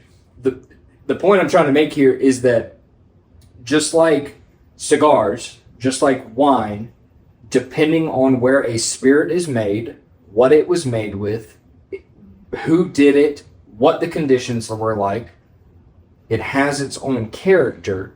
And when you pair it together with something like a cigar, it helps the character of both of them to shine. It is an enhancer for both of them. It's not making one better than the other. You get to taste things that you've never tasted before in both of them if you pair them together. Absolutely. So no matter what you enjoy, you can enjoy it with the same cigar. We've smoked the same cigar through all this stuff, and it's been enjoyable the entire way. Yeah, absolutely. I mean, this is obviously we're getting to drink some great wine and spirits and coffee and whatnot, and it's been very, very enjoyable. But it's also been a really fun experiment, because if I'm being honest with you, all of the knowledge that I have about pairing just comes from things that I oftentimes have experienced myself. And you sent me a great video last night. The Meat Church guys, shout out Meat Church, went to Buffalo Trace to do some barrel picks, and the guy that went with them through the barrel age process talked about the best part about opening a bottle or smoking a cigar being able to share it with someone else. And so being able to do this together has been even more fun, because you may taste things that I don't taste. I may taste things that you don't taste, and together we're able to experience it and talk about it, and it's just fun. So exactly what you said brings the entire episode full circle, right? No matter what you do, no matter what you like, whether you're a wine person, whether you're drinking your root beer, right, smoking a cigar, or you're drinking bourbon, you're drinking scotch, or anything like that, it's more about what you're getting out of the entirety than it is about what the two individuals are. Yeah. Right? If you and I are hanging out and we're having a beer and smoking a cigar and watching a football game on the TV, that experience of doing that is going to be enjoyable, right? Right. Like we're going to enjoy what we're doing versus the individual pieces of it. Now you can get nuanced about anything. You can get into the scotch and you like the peanuts. You can get into the bourbon and you like the spice. But the reality is what we sell and what we do with cigars, the community of it, the experience of having the cigar with each other. Us doing this podcast together. We probably had a scotch too much to drink. Sure. That's fine. Makes the episode better. It does. When one person has inebriated versus the other, because the other one is better at doing the one thing than the other. All right, there's the Jordan of anything, and there's there's the Gilbert Arenas of anything. But what you do with these things is what makes it enjoyable. Yeah. Who you do those things with makes it enjoyable, right? This was not an episode of, or an experience, or a lesson in, you should do this versus this. This was hey, this is what you could have out of this versus what you might not. This is, if you like this, you may like the other thing. Yeah. We talked about that with the white wine. What you like in that is going to direct you to something in the humidor that makes that experience better. Yeah. Right? Like you may not like a super bold cigar. The odds are it's just not going to be a super bold wine. It's not going to be a very bold bourbon. We talked about this. Bourbon and ginger is my drink. Drinking bourbon straight is not my drink. Yeah. Right? But when we get together, we have a good time doing those things. And that is the communal experience that everybody likes about cigars. Yeah, absolutely. And the last thing I want to say about any of this, whether it be a bottle of wine, a bottle of bourbon, a cigar, is that whenever someone made it, when they took the time to craft it, because all of these are handmade products, they made them to be enjoyed. They didn't make them for you to sit on and brag to your friends about. That's right. And look at this thing that I have. They were made to be drank or smoked and enjoyed. I'm not saying you can't do that. I'm not knocking anybody that does that. But if you have that cigar, or if you have that bottle of scotch or bourbon or wine or whatever that you've been holding on to, now's the time to do it. Now's the time to drink it. Now's the time to smoke it. We're not promised tomorrow. Enjoy it. Because the memories of the bottle and the cigar are going to last forever. The product is not going to. That is 100% accurate, right? You will drink through a bottle. You will smoke through a cigar. But what you do with those things, you will remember. Yeah. It's fine. Great example. We've talked about Milk Guy. Yeah. We've talked about Opus Guy. Those two are going to Miami together next weekend. Milk Guy may not come back alive. I'm not gonna lie. He may not come back alive. He doesn't know what he's in for. Yeah. Opus Guy is treating them, and it's fantastic. But it's the experience of doing those things together. Yeah. We talked about it. We had a discussion between you and me and a couple of customers of what we like doing and what the best sporting event we've been to. Yeah. And we talked about it, like the experience of doing those things is what's important. Yep. Right? You can buy a bottle of bourbon and then resell it and you do that number. But what you do with those things is what's important. Yep. The experience you have with it, the experience you have with the cigar. We get calls multiple times a week about, hey, do you have this? It's about a boy. Or it's about a girl. Because somebody's had a baby, somebody's getting married, somebody had a very special experience that they want to commemorate with a cigar. Yep. And that's important to them to do that. And that's what brings kind of the cigar community together, is those very particular experiences that you really only have that one time, right? Like you only have, listen, I've got one child, you have one child, but we have friends that have multiple. You only have your first one time. Yep. Right? You only get married your first marriage one time. Shout out to anybody who's been divorced, who's been remarried. But the first time is a special time, right? When you have that first baby, you do those first things, graduation, jobs. Like we have all these people, bachelor parties, who talk about these certain particular things, and they commemorate these things with cigars.